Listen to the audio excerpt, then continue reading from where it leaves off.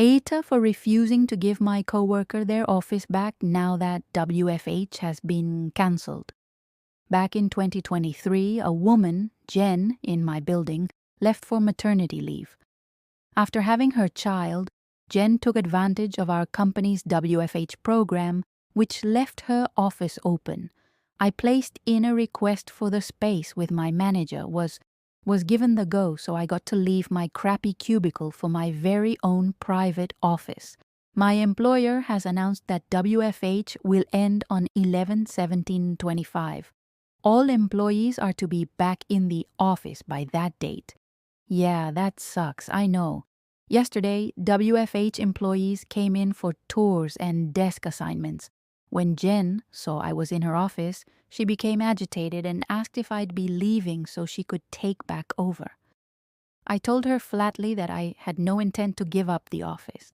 Jen spoke with a manager about this, and management's immediate decision was that I was under no obligation to move out of the office. I was approached and asked if I had any interest in returning to a cubicle. I said no, and there was no follow-up from my manager or HR, as they both see the matter as closed. Now, just a day later, I'm getting a stink from coworkers who think I'm punishing Jen for something outside her control. Jen has also emailed me, asking me to consider the position she's in and that she's already being punished by the company by being compelled to return to the building and asking me to consider her feelings. Sincerely, I definitely understand how much this sucks for her and everyone else being forced to come back, but I like having my own office. I have a lot of stuff in here that I'd otherwise have to carry back home.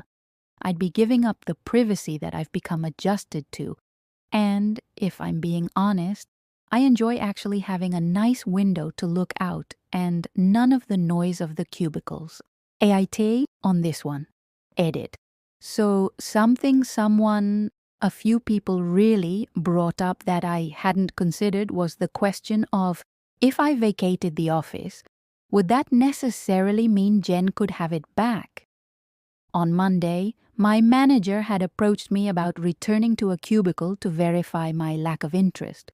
But this morning I checked with HR on the policy. Sure enough, you cannot simply choose someone to give your office to, as office assignments are selected by policy.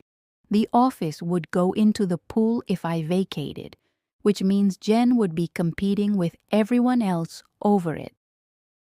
Several of the WFH people who have returned are more senior than her, and at least one of them is definitely interested in the next bidding that comes up, so Jen would be out of luck.